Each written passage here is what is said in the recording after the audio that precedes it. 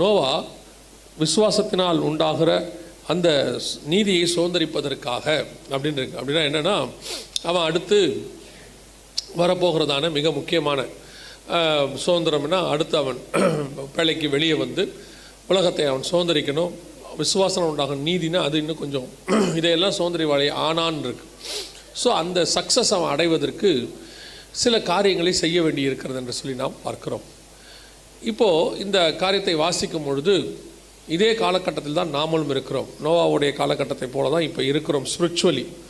அப்படி இருக்கிற நம்ம சில காரியங்களை செய்தால்தான் நோவாவை போல அடுத்து வரக்கூடியதான ஒரு ஆவிக்குரிய உலகம், ஒரு ஆவிக்குரிய ராஜ்யம் அல்லது பரலோகத்தில் நமக்கு இருக்கிறது, 1000 வருஷ அரசாட்சி, இப்படி நிறையா இருக்குது.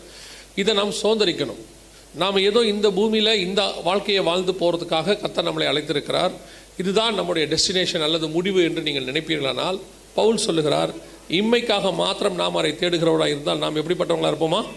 பரிதபிக்கப்பட்டவர்களைப் போல இருப்போம் என்று சொல்லப்பட்டிருக்கிறது. அப்போது நாம் இந்த பூமிக்காகவோ பூமிக்குரிய ஆசீர்வாதத்துக்காகவோ மட்டும் கர்த்தரை தேடுகிறவர்கள் அல்ல. அதுவும் இருக்கிறது. நான் எப்பவும் சொல்வேன், ஆண்டவர் சொல்லும் போது இவையும் உங்களுக்கு கூட கொடுக்கப்படும் அப்படின்னு சொல்லியிருக்கிறார். ஆண்டவர் சொல்லும் பொழுது இதையும் சேர்த்து தான் தருவார். ஸோ இது ஒரு விஷயமே கிடையாது. என்னை பொறுத்த வரைக்கும் நான் இயேசுவை ஏற்றுக்கொண்டு ஒரு 33 ஆண்டு காலம் ஆகிவிட்டது, 34வது ஆண்டு காலம். இந்த 34 ஆண்டு காலத்தில் நான் என்ன சொல்வேன் என்று சொன்னால், இயேசு கிறிஸ்து ஒரு நாள் கூட தம்முடைய பிள்ளைகளை கைவிட்டதை நான் பார்த்ததே கிடையாது. என்னை பர்டிகுலராக ஒரு நாள் கூட அவர் என்னை கைவிட்டதை, அவர் விலகினதை, நான் அவரை விட்டு தூரம் போயிருக்கிறேன் எத்தனையோ முறை. ஆனால் ஒரு முறை கூட அவர் என்னை விட்டு தூரம் போனதே கிடையாது. அவர் மீண்டும் அரவணைத்துக் கொள்கிறவராய் தான் இருக்கிறார். அவ்வளவு பத்திரமாய் பாதுகாக்கிற ஒரு தேவன். அப்படிப்பட்டதான ஒரு ஆண்டவர் இவ்வளோ காரியங்களை செய்கிறவரை போய் இன்னும் ஆண்டவர் அதுக்காகத்தான் நான் தேடுகிறேன் என்று சொன்னால், எப்படி ஒரு கணவனை ஒரு மனைவி வந்து நீ சம்பாரிச்சு போடுற, அதனால தான் நான் கூட இருக்கிறேன் அப்படின்னு சொன்னால் அவருக்கு எவ்வளோ ஹர்ட் ஆகுமோ, ஏதோ நீ துணி துவச்சி போகிற, பாத்திரம் விளக்குற, அதனால தான் உன்னை வீட்டில் வச்சுருக்கிறேன்னு சொன்னால் அந்த அம்மாவுக்கு எவ்வளோ ஹர்ட் ஆகுமோ, அந்த மாதிரி தான் ஆண்டவருக்கும் ஹர்ட் ஆகும். நீங்கள் சொல்கிறது பல நேரத்தில் நம்ம வீட்டில் அப்படி தானே சொல்கிறோம், ஏதோ அந்த ஆளால் ஒரு பிரயோஜனம் இல்லைங்க, ஏதோ சம்பாரித்து போடுறாப்புல அப்படின்றது நம்ம எவ்வளோ ஒரு கேவலமாக நம்ம நடத்துகிறோம் அப்படின்னு அர்த்தம். அதே மாதிரி மனைவியை பார்த்து நம்ம வந்து ஏதோ நீ துணித்து வச்சு போகிற, பாத்திரம் விளக்குற, அதுக்காக நீங்கள் இருக்கிற அப்படின்னு சொன்னால் அது வேலைக்காரங்களுடைய வேலை. ஒரு வேலைக்கு நம்ம ஒருத்தரை வச்சோம்னா அவங்க அதை செய்வாங்க. அது ஒரு வேலைக்காரின்னு சொல்கிறது கூட அர்த்தம். அது மாதிரி தான் ஏதோ இயேசு கிறிஸ்து எங்களை ஆசீர்வதிக்கிறார், அதனால் அவர் எனக்கு தேவனாக இருக்கிறார் அப்படிங்கிறது அதுக்கு ஈக்குவலான வார்த்தை இல்லை. நம்ம அதையும் தாண்டி ஒரு கணவன் மனைவியை நேசிக்கிறதும், மனைவி கணவன் நேசிக்கிறதும், பிள்ளைகளை பெற்றோர் எந்த ஒரு முகாந்திரம் இல்லாமல் நேசிப்பாங்க. அதாவது எந்த ஒரு பிரதிபலன் எதிர்பார்க்காமல் நேசிப்பாங்க. பாருங்கள், அந்த நேசம்தான் தேவன் நம்மேல் வைத்திருக்கிறார். அதே நேசத்தை நம்மிடத்திலும் அவர் எதிர்பார்க்கிறார். அவ்வளோதான். இயேசு கிறிஸ்து எதுக்காக நம்மளை நேசிக்கணும்? கொஞ்சம் யோசிச்சு உட்காந்து பாருங்கள். அவர் நம்மளை நேசிக்கிறதுக்கு என்ன இருக்குது நம்மக்கிட்ட? ஏதாவது 1% இருக்குதான்னு பாருங்கள். ஒன்றுமே இருக்காது. ஆனால் நம்மளெல்லாம் நேசிக்கிறாருங்கிறது உண்மையிலே பெரிய விஷயந்தான். அப்படி இருக்கும் பொழுது அந்த அன்பை அவர் திருப்பி எதிர்பார்க்கறது இயல்பு தானே. நான் செலுத்துகிற அன்பை திருப்பி என்ன செய்யணும்? எனக்கு செலுத்தணும்னு. ஆனால் நாம் இந்த கடைசி காலத்தில் ரொம்ப சீப்பான மக்களாக மாறிக்கொண்டே இருக்கிறோம். நம்மளை அப்படி மாற்றிட்டாங்களா இல்லை மாறுறீங்களானும் தெரியல. இதுக்காகத்தான் நான் இயேசுவை தேடுறேன் அப்படின்னு சொல்கிறது.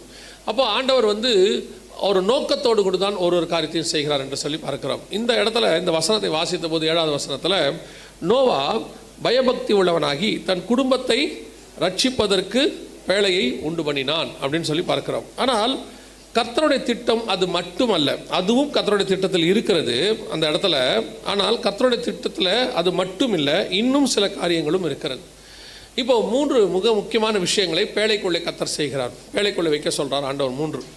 ஆனால் நோவா இந்த வசனத்தை வாசிக்கும் பொழுது பயபக்தி உள்ளவனாகி என்ன செய்தாராம்? பேழைக்குள்ள தன் குடும்பத்தை ரட்சிக்கும்படி அப்படின்னு வசனம் சொல்லுது. ஆனால் கர்த்தருடைய திட்டம் என்னன்னு சொல்லி பாருங்க. வாசிங்க. முதலாவதாக 18வது வசனம் வாசிங்க. 6ஆம் அதிகாரம் ஆதியாகமத்தின் புஸ்தகம் 18வது வசனம் வாசிங்க.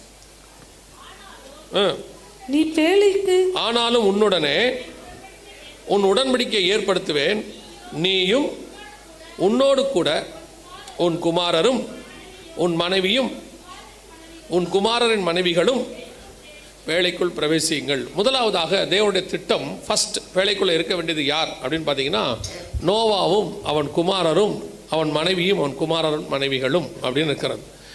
இப்போ நீங்க வாசிச்ச எபிரேயர் 11:7 திருப்பி வாசிங்க பார்ப்போம். விசுவாசத்தினாலே நோவா தற்காலத்திலே காணாதவைகளை குறித்து தேவ எச்சரிப்பு பெற்று பயபக்தி உள்ளவனாகி தன் குடும்பத்தை ரட்சிப்பதற்கு பேழையை உண்டு பண்ணினான். இதான் கர்த்தர் சொன்னார், நீயும் உன் குமாரரும் உன் மனைவியும் உன் குமாரரின் மனைவிகளும் பேழைக்குள் பிரவேசியுங்கள். இது கர்த்தர் ஃபஸ்ட்டு சொன்னது. இப்போ கர்த்தர் ஆண்டவர் நோவாவை பார்த்து ஒரு பேழையை உண்டு பண்ண சொல்லிட்டு அதில் ஃபஸ்ட்டு உள்ளே போக சொன்னது இவங்களை பற்றி தான் சொன்னார். இப்போ நோவாவும் அதைத்தான் கரெக்டாக செய்கிறார். வசனம் சொல்லுது, தன் குடும்பத்தை ரட்சிப்பதற்கு ஒரு பேழையை உண்டு பண்ணினான் அப்படின்னு. இது முதலாவதாக பேழைக்குள் இருக்க வேண்டியதான ரொம்ப இம்பார்ட்டண்ட்டான ஒரு விஷயம். இன்றைக்கி நாம் கர்த்தருடைய வருகைக்குள்ளே பிரவேசிக்க போகிறோம். கர்த்தர் நமக்கென்று ஒரு ஸ்தலத்தை ஆயத்தம் பண்ணி கொண்டு இருக்கிறார். கர்த்தர் நம்மளை என்ன செய்கிறாரு, கொண்டு போய் அதில் வைக்க போகிறாரு. நான் எங்கே இருக்கிறேனோ அங்கே உங்களை வைத்துக் கொள்வேன் என்று கர்த்தர் வாக்கு பண்ணியிருக்கிறார். அதில் முதலாவது பிரவேசிக்க வேண்டியவர்கள் யார் அப்படின்னு சொல்லி பார்த்தீங்கன்னா, முதலாவது நாமும் நம்முடைய குடும்பமும் இந்த பேழைக்குள் பிரவேசிக்கிறவர்களாய் காணப்பட வேண்டும். இப்போது இந்த நானும் என் குடும்பமும் பிரவேசிக்கணும். நிறைய பேர் வீட்டில் போனீங்கன்னா அந்த ஒரு வசனம் இருக்கும், நானும் என் வீட்டாருமோ வென்றால் கர்த்தரையே சேவிக்கிறீங்களாங்கிறதான் கேள்வி. நானும் என் வீட்டாருமோ வென்றால் கர்த்தரையே சேவிப்போம். சேவிக்கிறோமா?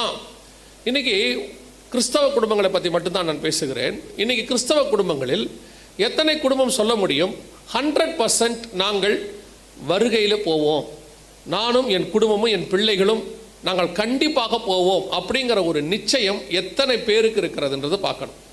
இந்த காலகட்டத்தை கடைசி ஒரு 20 வருஷத்தை எடுத்து பார்க்கும் பொழுது அநேக குடும்பங்கள், ஒரு பக்கம் குடும்பங்கள் உடைகிறது, குடும்பத்தை ஒரு பக்கம் பிசாசு என்ன செஞ்சுக்கிட்டு இருக்கிறான், உடைச்சிக்கிட்டு இருக்கிறான். இன்னொரு பக்கம் பெற்றோருக்கும் பிள்ளைகளுக்கும் நடுவில் மிகப்பெரிய கேப், கேட்டால் அதுக்கு பேர் ஜென்ரேஷன் கேப், என்னென்னமோ சொல்கிறாங்க, பெரிய கேப். இப்போ அந்த பிள்ளைகள் கிறிஸ்துவுக்குள்ளே வருவார்களா, பேழைக்குள்ளே வருவார்களா? பட் இவங்க எல்லாருமே கிறிஸ்டியன் தான், இதான் இங்கே இம்பார்ட்டன்ட். இவங்க எல்லாருமே கிறிஸ்தவர்கள் தான். இன்னும் சொல்ல போனால் இவர்கள் ஆலயத்துக்கு கூட ஒன்றாய் வருவார்கள். ஆலயத்தில் வந்து ஒரு குடும்பம் 4 பேர் இருக்கிறீங்கன்னு வச்சுக்கோங்களேன், கணவன் மனைவி 2 பிள்ளைகள், நான் ஒரு அப்ராக்சிமேட்டாக சொல்கிறேன், 4 பேர் இருக்கீங்கன்னு வச்சுக்கோங்களேன். இந்த 4 பேரும் ஒரு ஒன்னஸோட, ஒரே மனதோடு கூட ஆலயத்தில் உட்கார முடியுதா? உங்களால் வந்து உட்கார முடியுதா? அல்லது ஒரே மனதோடு கூட உங்களால் குடும்பத்தை இன்றைக்கி நடத்த முடியுதா? அதான் ரொம்ப ஃபஸ்ட். இன்றைக்கி சகோதரர் வந்து ரொம்ப அழகாக சொன்னார், நீங்கள் ஜெபிக்கிறீங்க போய் அடுத்து சுவிசேஷம் சொல்லணும்னு. அதுக்கு முன்னாடி ஃபஸ்ட்டு செய்ய வேண்டிய ஃபஸ்ட்டு ப்ரிஃபரன்ஸ் உங்கள் குடும்பத்தை நீங்கள் ஆயத்தம் பண்ண வேண்டும். நீங்கள் போய், எனக்கு நான் பார்க்குற 2 விஷயம் இருக்குது. ஒன்று, ஒரு குரூப் இருக்குது, நல்லா ஊழியம் கூட பண்ணுது, நல்லா ஊழியம் பண்ணுது, ஆனால் அவர்கள் குடும்பத்தை பார்த்தீங்கன்னா பிரச்சனையில் இருக்குது. அந்த குடும்பம் பரலோகத்துக்கு வருமாங்கிறது பிரச்சனையாக இருக்குது. பார்க்கும் பொழுது அவர்களுக்குள்ள என்ன இருக்குது அப்படின்னு கேட்டிங்கன்னா, கிறிஸ்துவுக்குண்டான அந்த ஐக்கியம் என்பது இப்போ இல்லாமல் போய் கொண்டிருக்கிறது. அதான் எங்கள் பிரச்சனை. அது கணவன் மனைவிக்குள்ளேயோ அல்லது பிள்ளைகள் பெற்றோருக்குள்ளேயோ ஒரு ஐக்கியம். ஏன்னா இந்த வசனத்தை வாசிக்கும் பொழுது எனக்கு ரொம்ப ஆச்சரியமாக இருந்துச்சு. என்ன அப்படின்னு கேட்டிங்கன்னா, நோவாவுக்கு கர்த்தர் ஒரு தரிசனம் கொடுக்குறார். என்ன சொல்கிறாருன்னா, அந்த வசனத்தை நீங்கள் வாசிங்க இல்லையா, தற்காலத்தில் காணாதவைகளை குறித்து தேவ எச்சரிப்பு பெற்று. இப்போ ஆண்டவர் என்ன சொல்லியிருப்பார் நோவா கிட்ட, எப்பா இன்னொரு வருஷம் சொல்லியிருக்க மாட்டார், இன்னும் சில கொஞ்ச நாளில் உலகம் அழிய போது நீ ஒரு பேழையை உண்டு பண்ணு. அது சொல்கிறாரு, இங்கே சொல்கிறாரு, ஜலத்தினால் அழிக்க போகிறேன், நீ ஒரு பேழையை உண்டு பண்ணு. இப்படி கர்த்தர் சொல்லி அந்த ஜலப்பிரளயம் வர்றதுக்கு இடைப்பட்ட காலம் எவ்வளோன்னு பார்த்தீங்கன்னா, ஏறக்குறைய 100 வருஷம். ஏறக்குறைய 100 வருஷம். நீங்கள் அந்த 5ஆம் அதிகாரம் கடைசி வசனம் வாசிங்க பார்ப்போம். ஆதியாகமம் 5 கடைசி. நோவா 500 வயதான போது சேம், காம், யாபேத் என்பவர்களை பெற்றான். 7ஆம் அதிகாரம் 11ஆம் வசனம். நோவாவுக்கு 600ஆம் வயதாகும் வருஷம் 2ஆம் மாதம் 17ஆம் தேதியாகிய அந்நாளிலே மகா ஆழத்தின் ஊற்று கண்கள் எல்லாம் பிளந்தன, வானத்தின் மதகுகளும் திறவுண்டன. ஏறக்குறைய கர்த்தர் நோவாகிட்ட ஃபர்ஸ்ட் தரிசனமாகி பேச ஆரம்பிச்சு ஜலப்பிரளயம் வரத்துக்கு 100 வருஷம். சில வேத வல்லுநர்கள் 120 வருஷம் அப்படின்னு சொல்கிறாங்க. ஏறக்குறைய 100லேருந்து 120க்குள்ளன்னு வச்சுக்கோங்களேன். ஒரு தரிசனம் கிடைக்குது நோவாவுக்கு. ஆண்டவர் பேசுகிறார். என்ன சொல்கிறாரு, உலகமே அழிய போது ஒரு பேழையை உண்டு பண்ணு. இந்த தரிசனத்தை நோவாவால் தன் மனைவிக்குள்ளே கொண்டு போக முடிஞ்சிச்சு பாருங்க 100 வருஷமாக. இன்றைக்கி நீங்கள் ஒரு தரிசனத்தை உங்களுடையதான பார்ட்னர், கணவன் மனைவிக்குள்ளேயோ மனைவி கணவனுக்குள்ளேயோ கொண்டு போக முடியுதா? உங்களால் அந்த காரியத்தை செய்ய முடியுதான்னு மட்டும் பாருங்கள். அது நான் சொல்கிறது உலக பிரகாரம் ஆரம்பித்து ஒரு குடும்பத்தில் ஒரு விஷயத்தை டிசிஷன் எடுக்கணும் அப்படின்னா கணவனும் மனைவியும் சேர்ந்து ஒன்றா எடுக்க முடியுதான்னு பாருங்கள். அப்படி எடுக்க முடியாதவங்க எப்படி ஒரு ஆவிக்குரிய டிசிஷன் எடுப்பீங்க? எப்படி ஒரு தரிசனத்தை பெற்றுக்கொள்வீங்க? எப்படி ஒரு ஊழியத்தை இணைஞ்சு செய்வீங்க? இன்றைக்கி நிறைய ஊழியக்காரனுடைய குடும்பத்திலையும் சரி, ஆவிக்குரிய குடும்பத்திலையும் சரி, அந்த ஊழியமோ ஆவிக்குரிய வாழ்க்கையோ ஒரு சிலர் ரொம்ப கஷ்டப்பட்டு ஓட்டிக்கிட்டு இருக்கிறாங்க. சரி, வாழ்ந்து முடிச்சிடணும் அப்படின்னு ஓட்டுறவங்க இருக்காங்க.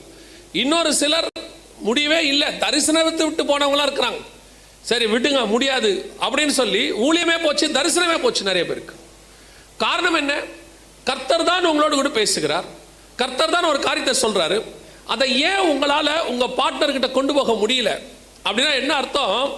அவங்க ரெண்டு பேருக்குள்ள ஒரு வீட்டுக்குள்ள இருக்கிறாங்க, 10 வருஷம் 20 வருஷம் 30 வருஷம் 40 வருஷம் இருக்கிறாங்க. ஆனா அவர்களுக்குள்ள ஒரு மனம் இல்லை, அவ்வளவுதான் விஷயமே. ஒரு ஒன்னஸ்.